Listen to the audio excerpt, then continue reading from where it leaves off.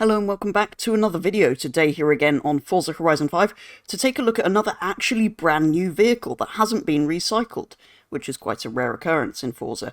It is of course the long-awaited and highly anticipated Nissan Z, finally added as part of the Japanese Automotive themed Series 17. To obtain this car you simply have to complete 20 points in the summer season of the festival playlist.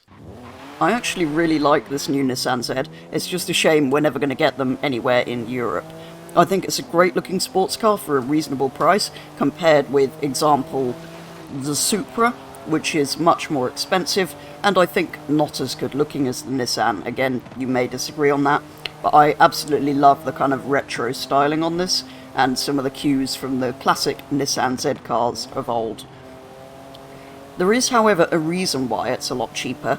It is based very heavily on the 370Z, basically, apart from the looks of it, which in turn is based very heavily on the 350Z, which is over 2 decades old at this point, I think. Not sure I really care though. It looks really good, and it still drives really nicely.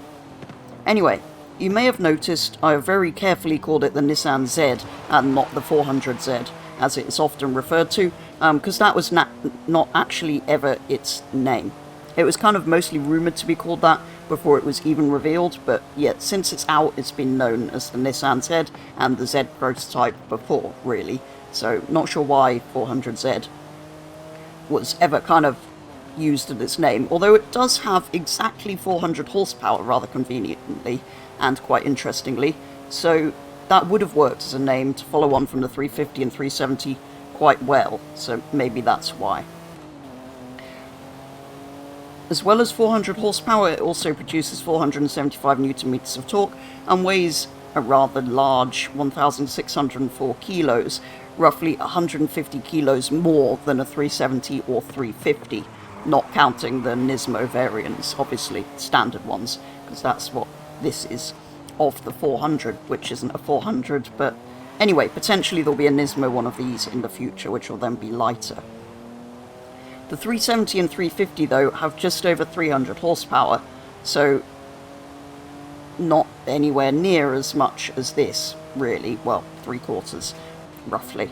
Overall, then, this ends up with a PI rating of A736 here in Forza. And, like I say, it's really good to drive, even stock, as I'm driving it here, with maybe a little bit too much oversteer, but it is quite fun to slide this thing about. It's also surprisingly fast in a straight line. When I got onto the downhill of the motorway here, it hit a rather impressive, if I think quite unrealistic, 197 miles an hour. As well as the exterior, I think this has a really good looking interior too.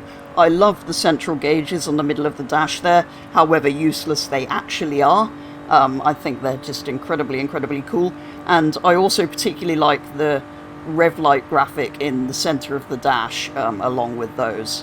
So what customization and upgrade options are available? Probably not many given it's Forza, but anyway, there is seemingly only 2 manufacturer paint colours, which is a bit of a shame. One is the yellow, which I think looks great, but I'm not sure yellow with bronze wheels is ever a good decision. So then you go for the blue, which actually does look quite good against the bronze, but I'm still not sure it really goes with the yellow seats. I mean, you could get away with that, I think, but I do slightly prefer the yellow just because it's something a bit different. With one small change, I think it'll look okay. Yeah, there we go. If we go... Oh, that is so much better. Gloss black wheels to match the gloss black roof, then all of the yellow works really well. So a lot of people seemed quite surprised and disappointed about the customization on this car, which isn't great. We've only got Forza Aero in terms of visual stuff, or wing removal, which I actually think looks quite good. I'm not sure. I think it is slightly better with it. But yeah, a lot of people were disappointed that it only has Forza Aero, but I'm not really that surprised. It's quite a new car. I know other games tend to do more customization. Need for Speed, for example, has this car. But Forza usually just do this, particularly with new cars, so... Anyway, let's not do any of that. As for the other upgrades, there's all the usual sort of stuff. There's several engine swaps. There's a 3.2 inline-six, 6.2 V8, 3-litre inline-six, 3.8 litre V6 and 2.6 litre inline 6. So there's quite a few options there. There's the usual all-wheel drive swap. You can, of course, bring the track widths out, which does look slightly better.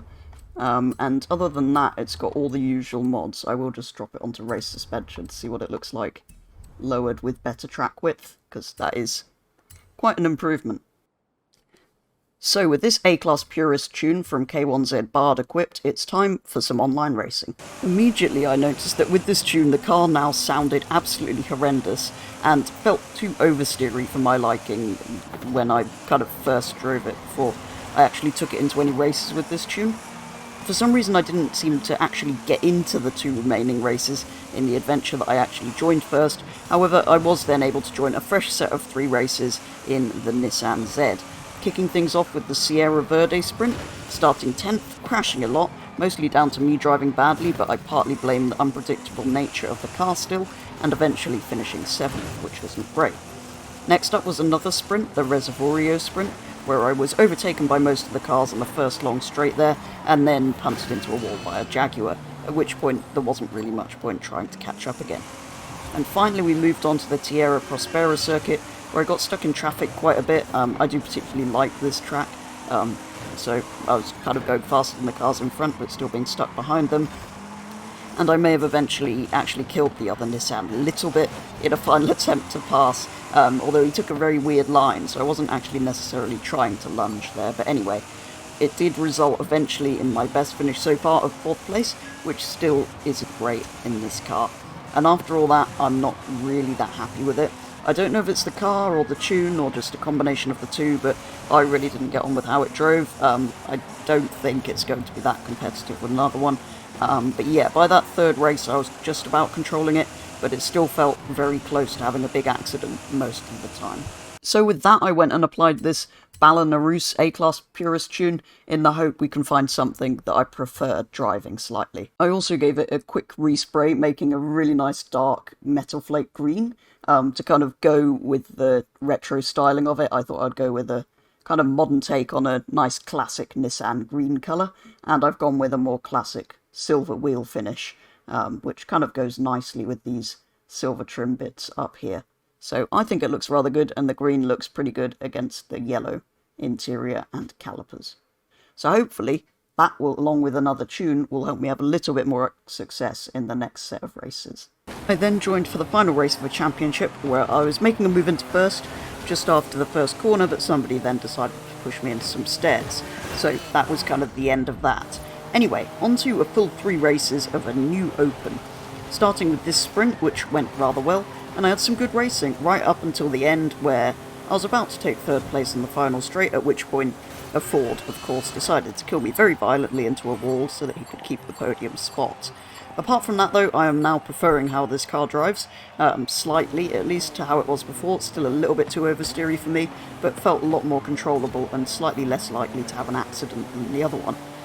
Second up then was the Riviera sprint, where I held onto the lead for quite a while, until I was slightly shoved out of the way by a Ferrari that was passing me, but to be fair, they were a lot faster and probably would have got me before the end anyway.